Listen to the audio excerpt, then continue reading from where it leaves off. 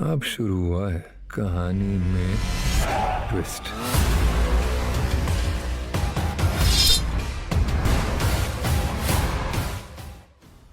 तो sensor board का रवैया जो है वो बहुत खतरनाक है। वो जो सरकार का जो एजेंडा है वो सिनेमा के जरिए उसको लागू करना चाहते हैं, थोपना चाहते हैं।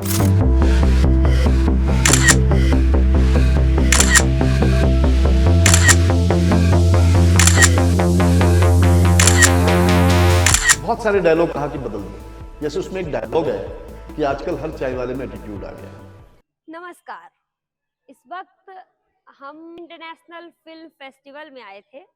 फिल्म शब्द से फिल्मकारों की दुनिया तो जरूर जुड़ी हुई होती है। मेरे साथ बैठे हुए हैं माया नगरी की एक बड़ी हस्ती अविनाश दास जी हमारे साथ हमारी खास चर्चा में है।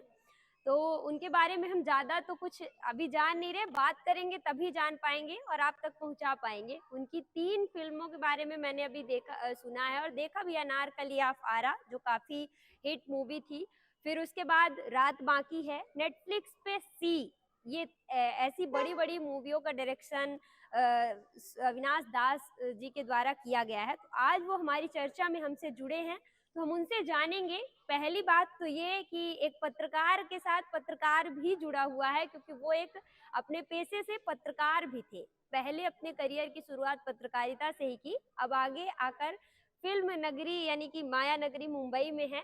तो अभी हम उनसे चर्चा में जानेंगे। तो पहले तो आपका बेहद स्वागत है हमारे चैनल में। Thank you, thank you. एक सवाल हमारा अमूमन यही होता है कि मतलब हम अगर किसी के बारे में जानते हैं तो उनकी जर्नी सबसे पहले जानते हैं। तो ये जर्नी कहाँ से शुरू हुई? कि पत्रकारिता की जर्नी थी, फिर उसके बाद फिल्म की दुनिया में आना हुआ?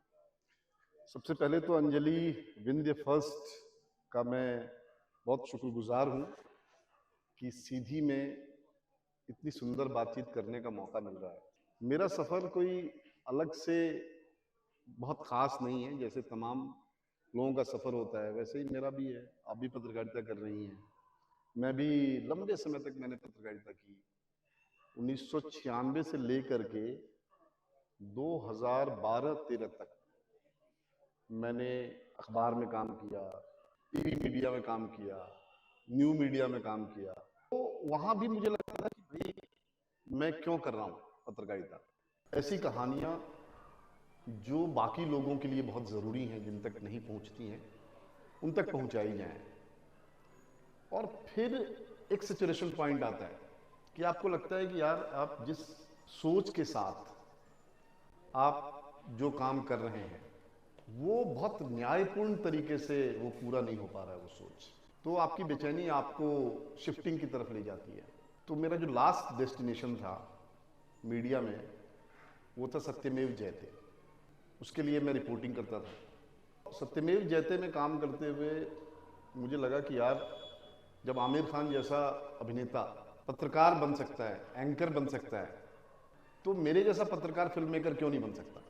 तो फिर मैंने कोशिश की, एक रियल घटना पे थोड़ा फिक्शनल तरीके से अपना आईक्यू लगा करके मैंने एक स्क्रीन प्ले लिखा और मैंने उस स्क्रीन प्ले के साथ स्ट्रगल करना शुरू किया और इत्तेफाक से लिखने के 3 साल के भीतर वो फिल्म बन गई और चौथे साल रिलीज हुई। उसके बाद मैं फिल्में कर रहा हूँ। यहाँ से भी ऊब जाऊँगा या यहाँ भी मुझे लगेगा कि बहुत कुछ नहीं कर पा रहा हूँ, तो हो सकता है किसी और विधा में काम करूँ। हालांकि हमारे बाबूजी कहते थे कि कबीर का दोहा, एक ही साधे सब सधे, सब साधे सब जाए। वो मुझे इसलिए कहते थे क्योंकि उनको लगता था कि इसका दिमाग जो है वो बहुत इधर उधर होता रहता है। तो अगर मैंने फिल्म बना ली तो जरूरी नहीं है कि सारे पत्रकारों को फिल्म बनानी चाहिए। मैंने कल यहाँ पे बोलते हुए कहा था कि अगर आपको नहीं लगता है कि जीवन में अगर किताब न पढ़ने से कोई प्रॉब्लम नहीं है तो मत पढ़िए। अगर आप बेचैन नहीं हैं किताब पढ़ने के लिए तो आप मत पढ़िए। उसी तरह ये जो बेचैनी है ना, वो आपको, अगर आप पत्रकार हैं तो इसके बाद आपको प्रधानमंत्री भी बना सकता है आपकी ये बेचैनी। बहुत सारे पत्रकार पॉलिटिक्स में आए, बहुत सारे पत्रकार जो है वो सांसद बने, मंत्री बने, बहुत सारे पत्रकार फिल्म मेकर बने, बहुत सारे पत्रकार सामाजिक आंदोलनों की दूसरी विधा में गए। तो कोई भी एक जगह रहते हुए दूसरी जगह जा सकता है। एक सवाल है हमारे मन में, जो आने वाली फिल्म है इन गलियों में, इन गलियों को लेकर ये फिल्म जो है, वो मैं ये जानना चाहूंगा कि इन गलियों की मदद से एक डायरेक्टर क्या देखना चाह रहा है, किन गलियों की ओर इशारा दरअसल कर देखिए क्या है कि हमारे देश में इन दिनों अविश्वास का बड़ा माहौल पैदा हो गया है, और इस माहौल को बढ़ाने में सोशल मीडिया का बड़ा योगदान है। हालांकि समरसता के संदेश भी वहां पे आते हैं, लेकिन सिस्टम जो है अपने निजी फायदे में ऐसे मसलों को स्प्रेड कर रहा है या उनको ताकत दे रहा है या उनको सपोर्ट कर रहा है, जिससे समाज में एक अलगाव दिखे, हो, बने। तो ये सारी चीजें चल रही थी बहुत लंबे समय से, लेकिन इस पर कोई कहानी कहना आज की तारीख में बहुत कठिन है। फिर मेरे पास एक लड़का है पुनर्वसु, जिनके पिता हिंदी के बहुत बड़े साहित्यकार हैं, वसु मालवीय। वो बहुत कम उम्र में गुजर गए, 30-31 साल में उनकी मृत्यु हो गई थी मुंबई में ही। तो उनकी 3 कहानियों के 3 किरदार को लेकर के उसने इन गलियों की कहानी रची थी। अब इस कहानी में क्या है कि जैसा हमारे देश में है कि कई धर्मों के लोग सैकड़ों हजारों सालों से एक साथ रह रहे हैं, प्यार मोहब्बत के साथ रह रहे हैं, और आज की तारीख में सोशल मीडिया, पॉलिटिक्स आकर के उन सब के बीच एक खाई बना रहा है। तो उस खाई को समझने, इन तमाम परिस्थितियों को समझने के लिए इन गलियों की कहानी मैंने रची। ये क्या है नहीं है, बाकी और डिटेल आप सिनेमा देखने के बाद ही समझ पाएंगे। आज के दौर में साहित्य को लेकर फिल्म बनाना कितना रिस्की है? सिनेमा भी एक साहित्य है, सिनेमा भी कहानी है ना भाई। हम फिल्म मेकर जो फिल्म बनाते हैं तो फिल्म बनाने से पहले कहानी लिखते हैं, है ना। जरूरी नहीं है कि जो लिखा जा चुका साहित्य है, जो छपा हुआ साहित्य है, जो चर्चित हो चुका साहित्य है, उसी पे हम फिल्म बनाएं। कई बार हम कहानियां रचते हैं, वो किसी पत्रिका में या किसी किताब में देने के लिए नहीं रचते, हम उसको सिनेमा बनाने के लिए इस्तेमाल करते हैं। तो हम ये बिल्कुल नहीं मानते कि जो सिनेमा है वो साहित्य विहीन है। अब क्या है कि जैसे लिटरेचर में भी कई तरह की स्ट्रीम है, जैसे एक पॉपुलर स्ट्रीम है पल्प फिक्शन की, एक सीरियस लिटरेचर की स्ट्रीम है, उसी तरह सिनेमा भी अच्छा सिनेमा और बहुत कॉमर्शियल सिनेमा की धारा है वहां पे। तो उसमें कई बार क्या होता है कि कोई कहानी पढ़ते हुए, कोई किताब पढ़ते हुए स्ट्राइक करता है कि यार इस पे फिल्म बनानी चाहिए। गुरुदत्त ने बिमल रॉय के नॉवेल साहब बीबी और गुलाम पे फिल्म बनाई। देवानंद की फिल्म गाइड जो है वो के.आर. नारायणन के नॉवेल पे है। फर्नीश्वरनाथ रेणु की कहानी तीसरी कसम पे शंकर ने फिल्म बनाई। उसी तरह अभी भी बहुत सारी कहानियों, बहुत सारे साहित्य पे फिल्म बन रही है। मेरी खुद जो अगली फिल्म है वो एक साहित्यकार की कहानी पे है, हिंदी के एक साहित्यकार की कहानी पे है। तो कई बार हमको कोई कहानी लगती है कि इसको साहित्य का जो पाठक संसार है उससे ज्यादा लोगों तक ये बात पहुंचनी चाहिए, तो हम पिक करते हैं उस तरीके से। तो यही मसला है, ये साहस का मामला नहीं है, ये स्वार्थ का मामला है कि हमको लगता है कि ये कहानी हम सिनेमा के पर्दे पर और अच्छे तरीके से दिखा सकते हैं और अच्छा ऑडियंस हम जुटा सकते हैं, तो हम उस कहानी को पिक करते हैं। इन दिनों सेंसर बोर्ड को लेकर कैसा नजरिया आपको, क्या देखते हैं? मैं तो झेल ही रहा हूं, लगातार झेल रहा हूं। मेरी पहली फिल्म में सेंसर ने बहुत गंदे कट दिए थे जिसकी कोई जरूरत नहीं थी, और वो कट देने के बावजूद उन्होंने ए सर्टिफिकेट दिया था, जबकि वो फिल्म एडल्ट के लिए नहीं, हर बच्चे को, हर उम्र के लोगों को देखनी चाहिए। पहली फिल्म में सेंसर ने कट दिए, उसके बाद OTT पे फिल्में आई जिसके लिए सेंसर जरूरी नहीं होती। मेरी लेटेस्ट फिल्म जो इन गलियों में है उसमें सेंसर ने ऐसे वाहियात किस्म के डायलॉग कटिंग की बात की है जिसको मतलब समझदारी जिसमें दिखती नहीं है। एक तो प्राइमरी जो स्क्रीनिंग कमेटी होती है उसने हमारी फिल्म को कोई सर्टिफिकेट देने से मना कर दिया। क्यों भाई? क्योंकि हमारी फिल्म सांप्रदायिक समरसता, सांप्रदायिक सौहार्द की बात करती है। ये ऐसी बात है जो करनी चाहिए, लेकिन सेंसर बोर्ड को लगा कि ये हमारे पॉलिटिकल एजेंडा में नहीं है, हमारी जो मौजूदा सरकार है उसके पॉलिटिकल एजेंडा में ये चीज नहीं है, तो उसने सर्टिफिकेट देने से मना कर दिया। उसके बाद रिवाइजिंग कमेटी में गई। अब रिवाइजिंग कमेटी ने बहुत सारे डायलॉग कहा कि बदल दो। जैसे उसमें एक डायलॉग है कि आजकल हर चाय वाले में एटीट्यूड आ गया है। अब ये डायलॉग मैंने पूछा कि क्यों बदलना चाहते हैं, तो सेंसर बोर्ड ने कहा कि आपको भी पता है क्यों बदलना चाहते हैं। तो मैंने कहा कि लिख कर दे दो। उसने कहा लिख कर नहीं देंगे, आपको बदलना होगा। हम सिर्फ आदेश देते हैं, हम विमर्श नहीं करते, हम बात नहीं करते कि ये क्यों बदलना है। उसी तरह बहुत सारे डायलॉग हैं। जैसे एक डायलॉग है कि देश के गद्दारों को गोली मारो सालों का, एक नारा है। अब उसने कहा कि ये नारा हटा दो क्योंकि एक मंत्री ने दिया हुआ ये नारा, और लोग एसोसिएट कर लेंगे कि कौन सा मंत्री है। उसी तरह एक डायलॉग है कि देश की राजधानी, पागल बोलते हैं हमारी फिल्म में, कि देश की राजधानी दिल्ली है और दिल्ली की राजधानी नागपुर है। अब इसमें से नागपुर हटा के कुछ और कर दो। तो हम कोर्ट में गए।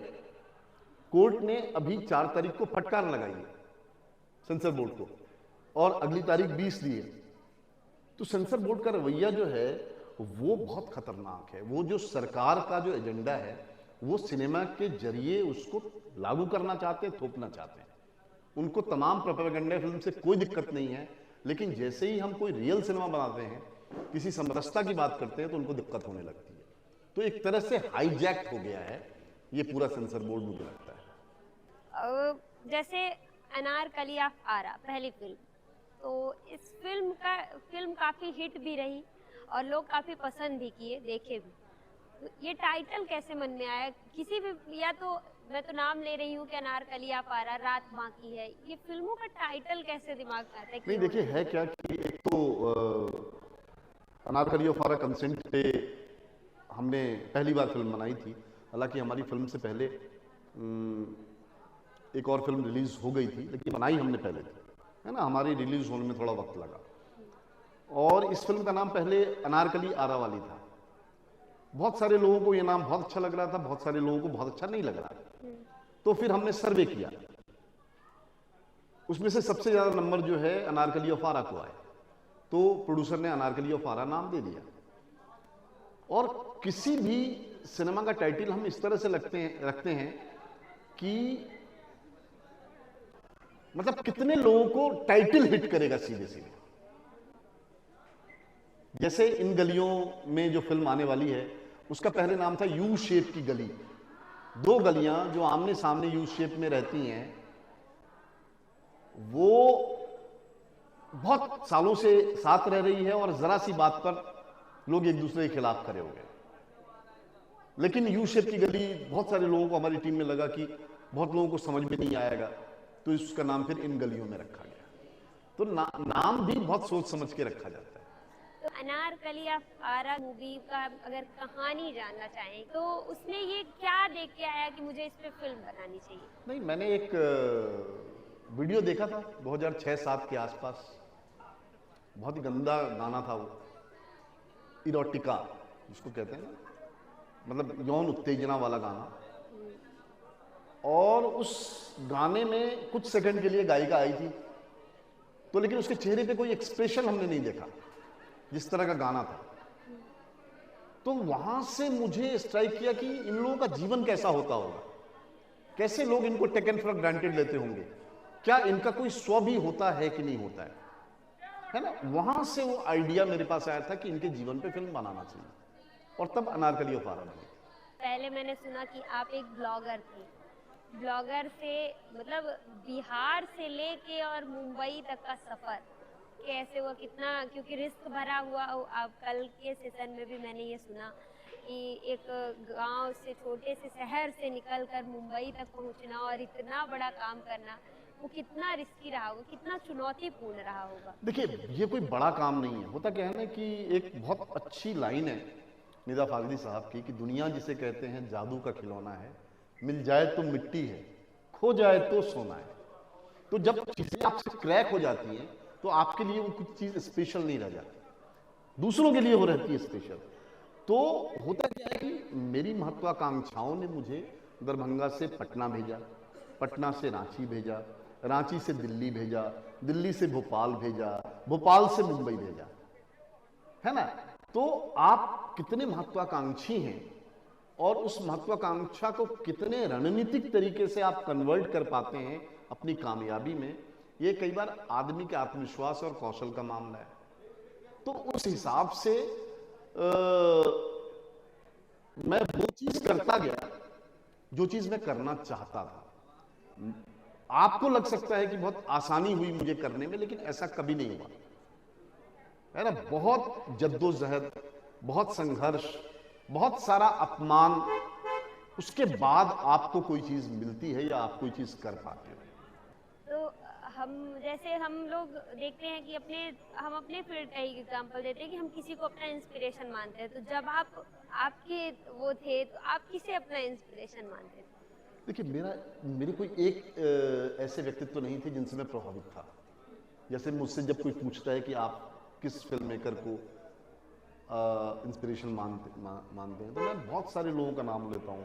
क्रिस्टोफर नोलन से लेकर के स्टीवन स्पिलबर्ग, हमारे यहाँ बिमल रॉय, गुरुदत्त, राज कपूर साहब, आज के दौर में भी अनुराग कश्यप, सुधीर मिश्रा, अनुभव सिन्हा, दिवाकर बनर्जी, ये सारे लोग थे।